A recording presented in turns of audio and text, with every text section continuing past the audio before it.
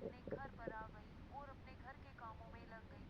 फिर रात को मैंने खाना खाया और खाना खाकर सो गई।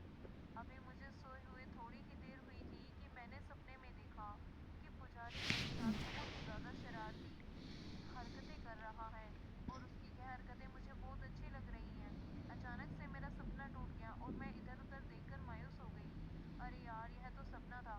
काश ये सब हकीकत में हो जाता। सोचते सोचते मैं फिर से सो गई। काश वह सपना मुझे फिर से आ जाए। मैं आज सुबह बहुत जल्दी ही उठ गई थी। मैंने सोचा क्यों ना मंदिर चली जाऊं। पुजारी से भी मुलाकात हो जाएगी।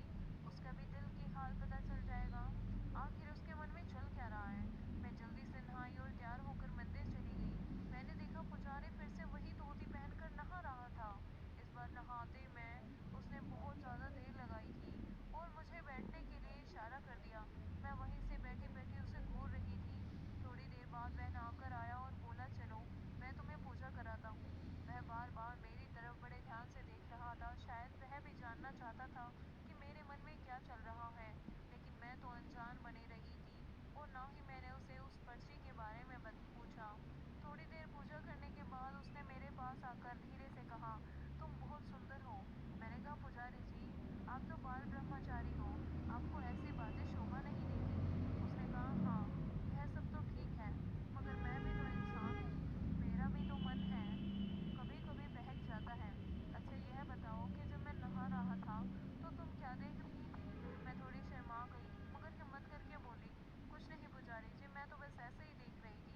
और कुछ नहीं पुजारी, मुस्कुरा कर बोला। और कुछ नहीं तो फिर बताओ मैं कैसा लगता हूँ। मैंने कहा, पुजारी जी आप तो बहुत ही भयंकर हैं, मुझे आपसे डर लगता है, आप तो बड़े खिलाड़ी लगते हैं। इस पर वह बोला, अरे चलो ना थोड़ी देर बातें करते हैं, यहाँ भी कोई नहीं है। मैंने हाँ में सिर हिलाया और हम दोनों बैठ गए।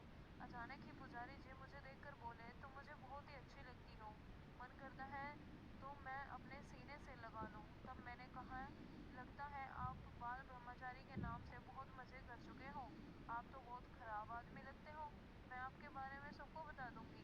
मैंने नाटक करते हुए कहा, पुजारी कुछ डर गया और कहने लगा, प्लीज ऐसा मत करना, मैं तुम्हें कुछ नहीं करूंगा, मेरी बहुत बदनामी होगी अगर तुमने किसी से कुछ कहा तो। मैंने कहा, ठीक है, नहीं कहूंगी पुजारी को। अब थोड़ी तसल्ली हुई थी। फिर पुजारी बोला, अरे अपना नाम तो बता दो। मैंने कहा, मुझे लोग नैना कहते हैं।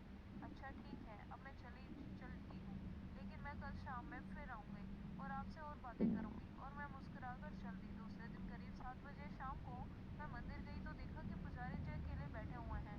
मैंने पूछा, अरे पुजारी जी आज कुछ चिंतित लग रहे हो। तो उस समय अंधेरा हो चुका था। मैंने उसकी गाल पकड़कर दबा दी।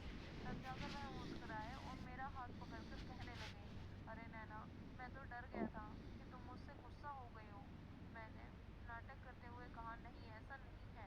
मैंने कहा, पुजारी जी आपकी उम्र तो काफी लगती है, आपने शादी नहीं की। तभी तक वह बोले, शादी तो की है, लेकिन मेरी पत्नी गांव में रहती है और मैं यहाँ तड़पता हूँ। मैंने कहा, तो फिर पत्नी को अपने साथ क्यों नहीं रखते। पुजारी बोला, मेरी पत्नी तब भी शहर आती है तो बीमार हो जाती है, इसलिए उसे गांव में ही रहना पसंद है। मैंने कहा, पुजारी जी फिर तो आपको बहुत याद आती होगी ना अपनी पत्नी की। पुजारी बोला, हाँ बहुत याद आती है, लेकिन क्या करूं।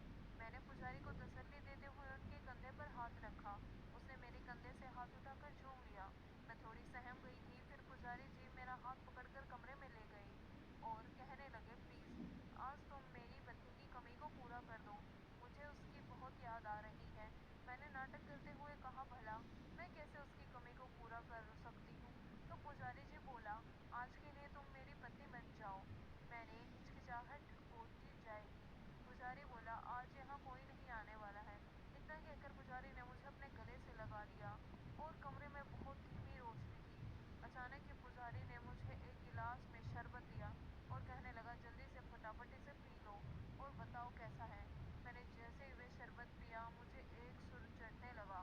मैंने कहा, आप पहले यह बताओ कि आप कितनी लड़कियों की को बीवी बना चुके हो। पुजारी जी बोले, अरे नैना, बस तुम दूसरी हो, इससे पहले एक 40-45 साल की औरत के साथ मस्ती की थी, वह विधवा थी।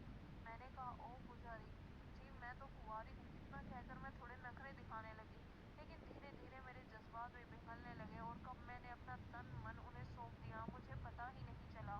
जब होश आया तो बहुत देर हो चुकी मैं थोड़ा घबरा सी गई कि पुजारी जी मुझे सॉरी बोलने लगा। मैं दिखावटी गुस्सा करने लगी।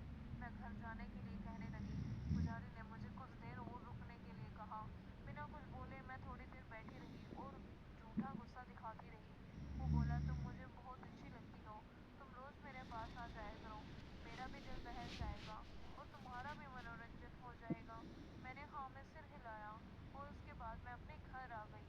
यह सिलसिला करीब 6 महीने तक चलता। उसके बाद मेरी शादी हो गई और मैं अपने ससुराल चली गई। फिर पुजारी से मेरी मुलाकात कभी नहीं